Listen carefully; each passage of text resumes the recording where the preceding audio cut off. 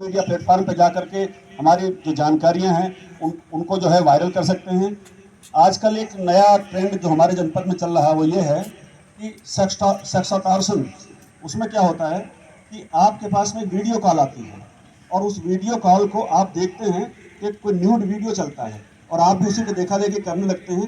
फिर उसका वो वीडियो बना करके आपको धमकी देते हैं कि अगर आपने इतने रुपए मेरे खाते में नहीं भेजे तो मैं आपकी ये जानकारी शेयर कर दूंगा या ये जानकारी आपकी शेयर कर दूंगा, और आपको डरा धमका करके वे रुपए पैसे लेते हैं।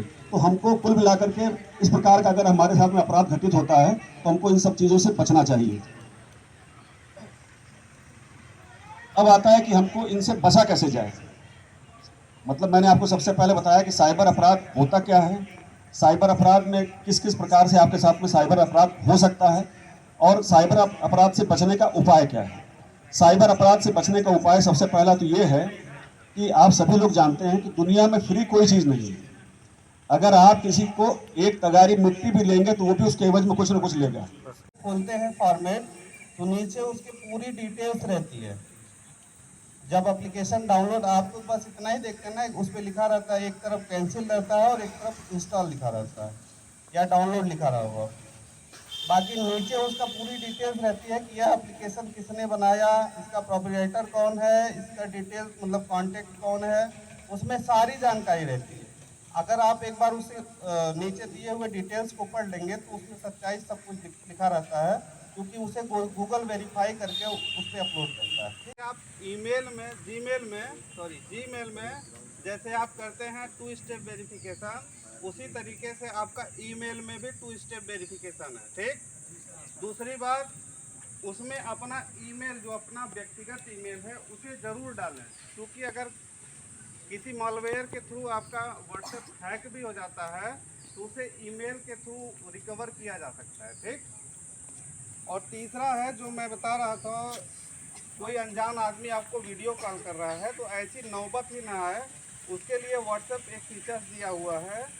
आप जाएंगे व्हाट्सएप के सेटिंग में, आप नोट कर लीजिए क्योंकि मोबाइल आपके पास है नहीं। हमारे पास में है ट्विटर, फेसबुक, यूट्यूब इत्यादि इत्यादि जो ये सोशल मीडिया प्लेटफॉर्म हैं, हम इनका इस्तेमाल करते हैं।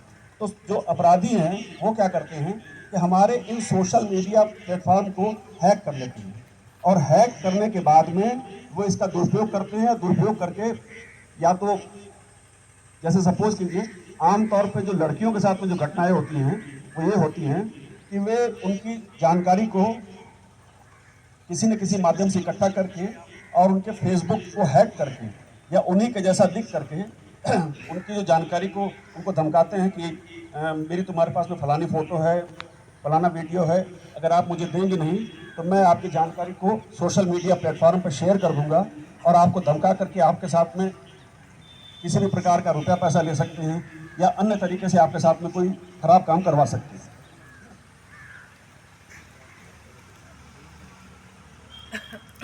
गेम खेलता है, कोई फिजिकल एक्टिविटी में जब लिप्त रहता है तो हमेशा आप ये जानिए कि उससे हमारे हैप्पी हार्मोन्स जनरेट होते हैं।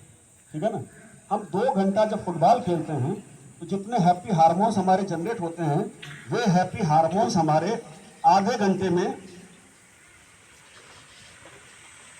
हमारे जो हैप्पी हार्मोन्स हैं वो मोबाइल को यानी नेट का इस्तेमाल करने में आधे घंटे में ही डेवलप हो जाते हैं।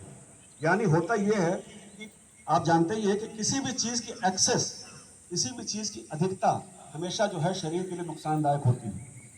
तो हम फिजिकल एक्टिविटी जो 2-3 घंटा करने के बाद में जो पाते हैं वो मोबाइल में हम आधे घंटे में ही पा जाते हैं।